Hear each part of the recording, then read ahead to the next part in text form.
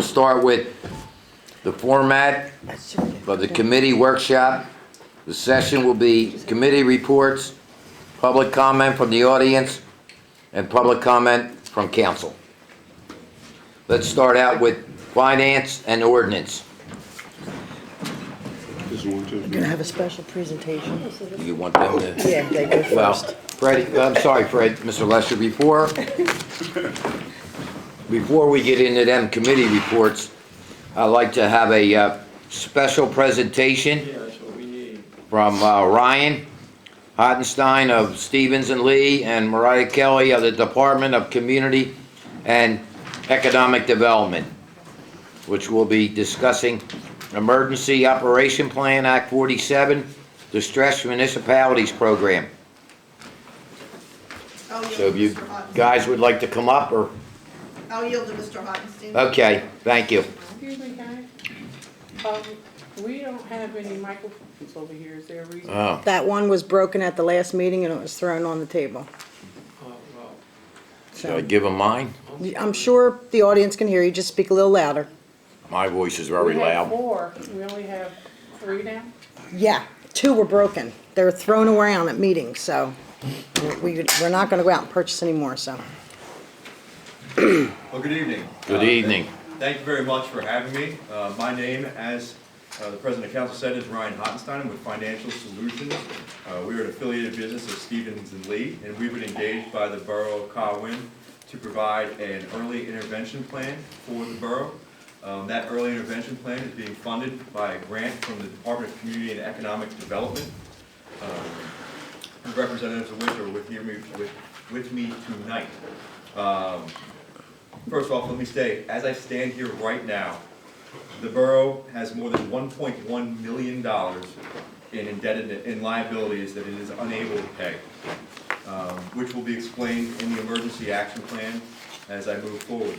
Under the early intervention plan, the early intervention plan coordinator, in this case ourselves, Stevens and Lee and Financial Solution, are able to provide the borough, which we have today, an emergency action plan, which outlines steps that the borough can implement immediately and take to help move and improve the borough's finances and operations moving forward.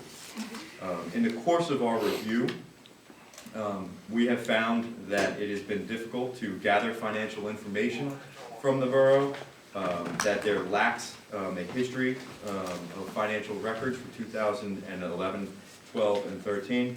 There are no audited financial statements currently since 2011. That we're still waiting on the 2012. There has been a lacking of solid financial management systems, poor record keeping, and little internal controls. Recently, the Borough of Colwyn's governance has been ineffective at best, which is council meetings, which we have seen are disorganized and have been unruly. This is also evident in a recent report that has been disseminated on NBC 10 as of last week.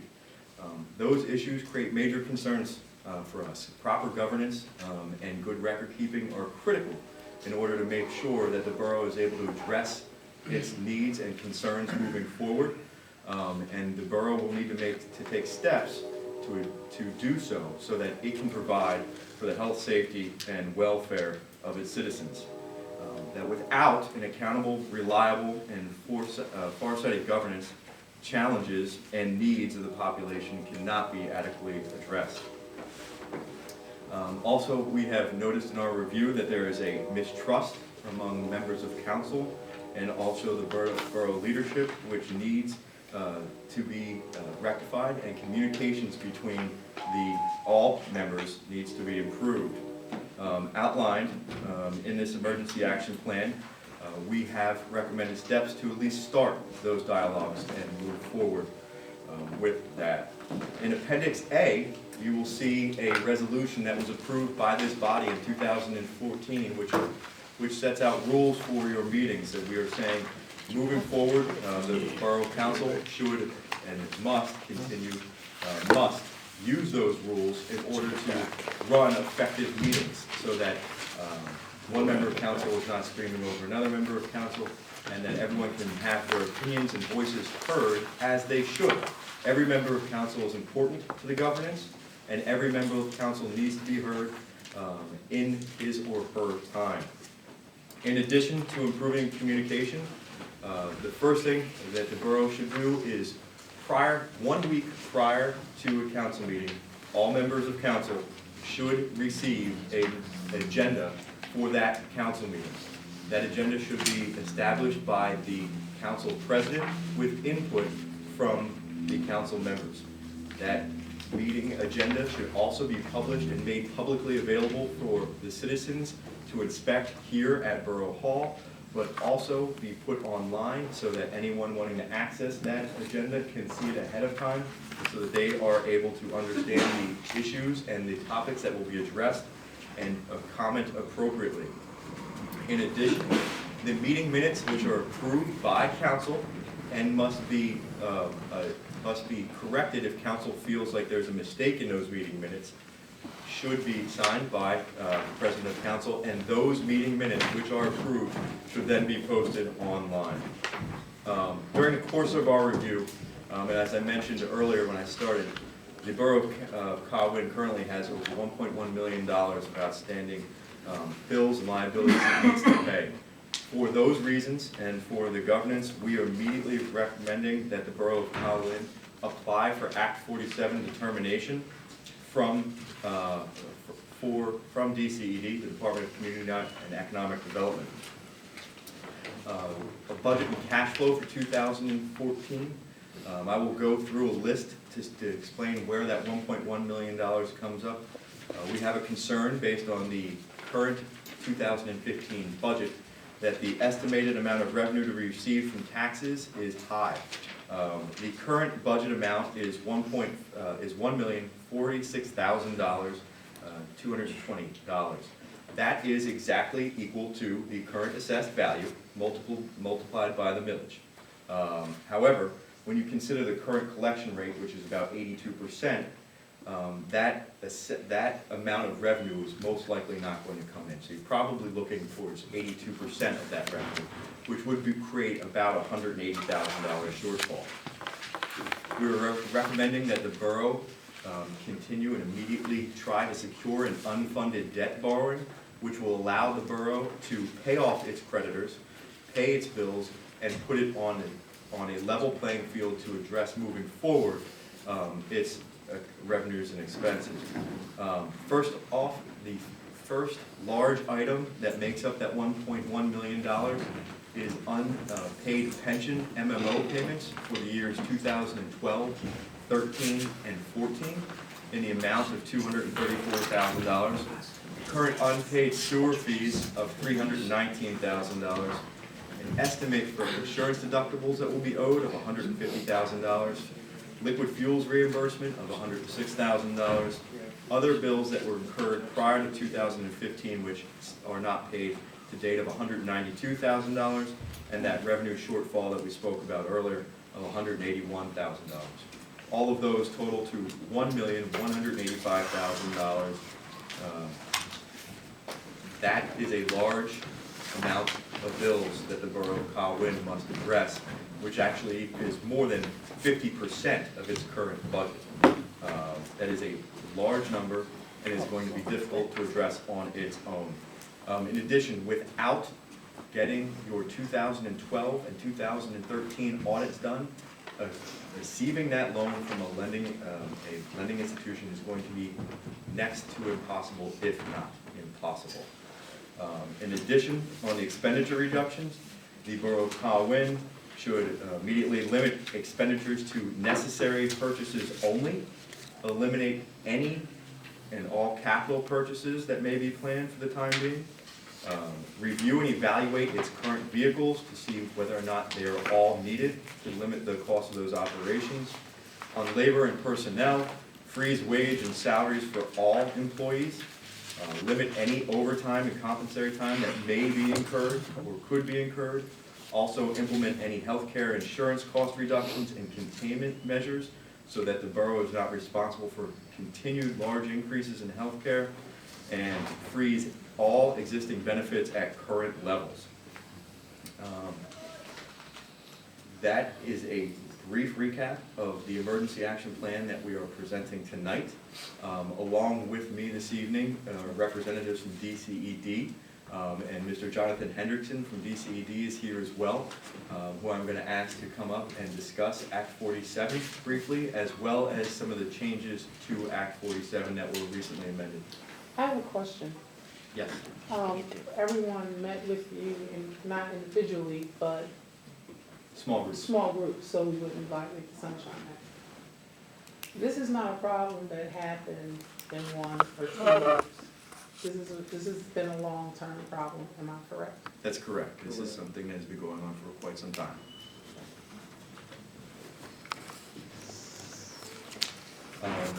Jonathan, if you want to come up and join me and we can discuss Act 47. Sure. Thank you, Brian. I'm Jonathan Hendrickson from DCED, and as evening. we met with each of you previously and discussed, Act 47, which is part of the Emergency Action Plan, it's not a bailout. It's not a takeover or anything like that. It's really a partnership that Mr. Ottenstein is recommending that the borough engage in. We think his recommendation is a good recommendation, and we encourage you to consider it and to consider an offer of our assistance to you. Some things that have changed recently in Act 47. Now, Act 47 is limited to about 5 years. It's 5 with an extension of another 3 years if you wanted to. This is kind of nice because what we're able to do is give you some good suggestions, give you some tools. You have some tools now, but we give you a lot more tools in Act 47.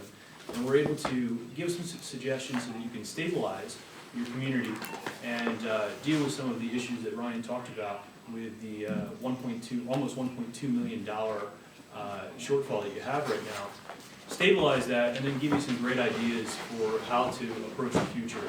And then in 5 or 8 years, we're out. And you're on your own, and you've been given the tools and the ideas and the creative knowledge of people at DCD, but much more so a coordinator that will be hired by DCD to be able to give you ideas to move forward and to be independent and to just do some great things. As we said before to you, this is not something that you still have control.